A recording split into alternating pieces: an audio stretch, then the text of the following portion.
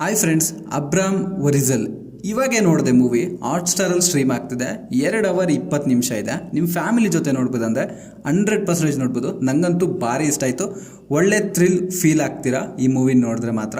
Basic story line ಏನಂದರೆ, ಈ ಮೂವಿನಲ್ಲಿ hero ಬಂದ್ಬಿಟ್ಟು ಪೊಲೀಸ್ ಇದರಲ್ಲಿ. ಸೊ ಏನಾಗುತ್ತಂದ್ರೆ, ಹಾಸ್ಪಿಟ್ಲಲ್ಲಿ ಸ್ವಲ್ಪ ಜನ ಸತ್ತೋಗ್ತಾ ಇರ್ತಾರೆ. ಯಾರೋ ಸೀರಿಯಲ್ ಕಿಲ್ಲರ್ ಬಂದ್ಬಿಟ್ಟು ಅವ್ರನ್ನ ಸಾಯಿಸಿ ಒಂದಲ್ಲಿ ಲೆಟರ್ನ ಇಕ್ಕಿ ಹೋಗ್ತಾ ಇರ್ತಾನೆ.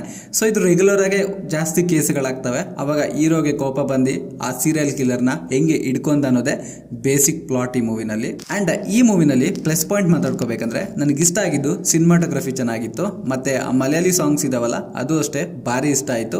ಸೊ ಮಲ್ಟಿಪಲ್ ಲ್ಯಾಂಗ್ವೇಜ್ ಅಲ್ವಾ, ಡಬ್ ಮಾಡಿದ್ದಾರೆ, ಹಂಗೆ ಬಿಟ್ಟಿದ್ರೆ ಚೆನ್ನಾಗಿತ್ತು ಅಂತ ನನಗೆ ಅನಿಸ್ತು. ಮತ್ತು ಸಿನಿಮಾಟೋಗ್ರಫಿ ಆಗಲಿ, ಬ್ಯಾಕ್ಗ್ರೌಂಡ್ ಸೌಂಡ್ ಆಗಲಿ, ಪ್ರತಿಯೊಂದು ಅಷ್ಟೇ ನನಗಂತೂ ಭಾರಿ ಇಷ್ಟ ಆಯಿತು. ಅದು ನೋಡೋದಕ್ಕೆ ಫ್ರೆಶ್ ಲುಕ್ನ ಕೊಡ್ತಿತ್ತು. ಸೊ ಅದೊಂದು ಭಾರಿ ಇಷ್ಟ ಆಯ್ತು ನನಗೆ. ಆ್ಯಂಡ್ ಈ ಮೂವಿನಲ್ಲಿ ಮೈನಸ್ ಪಾಯಿಂಟ್ ಮಾತಾಡ್ಕೋಬೇಕಂದ್ರೆ, ನನಗೆ ಸೆಕೆಂಡ್ ಹಾಫು ಒಂಚೂರು ಲ್ಯಾಗ್ ಅನ್ನಿಸ್ತು. ಫಸ್ಟ್ ಹಾಫ್ ಕೂಡ ಅಷ್ಟೇ ಒಂಚೂರು ಲ್ಯಾಗ್ ಅನ್ನಿಸ್ತು. ಯಾಕಂದರೆ ಪ್ರಿಡೇಟಬಲ್ ಸೀನ್ಸು.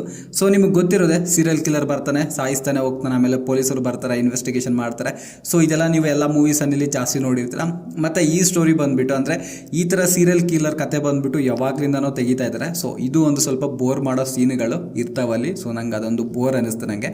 ಇನ್ನು ಓವರ್ ಆಲ್ ಒಂದು ಮಾತಲ್ಲಿ ಈ ಮೂವಿ ಬಗ್ಗೆ ಹೇಳ್ಬೇಕಂದ್ರೆ, ಎಲ್ಲಿಂದನೋ ಸೀರಿಯಲ್ ಕಿಲ್ಲರ್ ಬಂದು ಎಲ್ಲರನ್ನೂ ಸಾಯಿಸ್ತಾ ಇರ್ತಾನೆ. ಅವ್ರನ್ನ ಈ ಪೊಲೀಸು ಮತ್ತು ಹೀರೋ ಸೇರಿ ಹೆಂಗೆ ಹಿಡ್ಕೊಂಡ್ರೆ ಅನ್ನೋದೇ ಒಂದು ಪ್ಲಾಟ್ ಅಂತ ಹೇಳ್ಬೋದು. ಈ ಮೂವಿಗೆ ನನ್ನ ರೇಟಿಂಗ್ ಬಂದ್ಬಿಟ್ಟು 5ಗೆ 3.5 ಕೊಡ್ತೀನಿ. ಸೊ ನೀವೆಷ್ಟು ರೇಟಿಂಗ್ ಕೊಡ್ತೀರಾ ಅಂತ ಕಾಮೆಂಟಲ್ಲಿ ನನಗೆ ತಿಳಿಸಿ.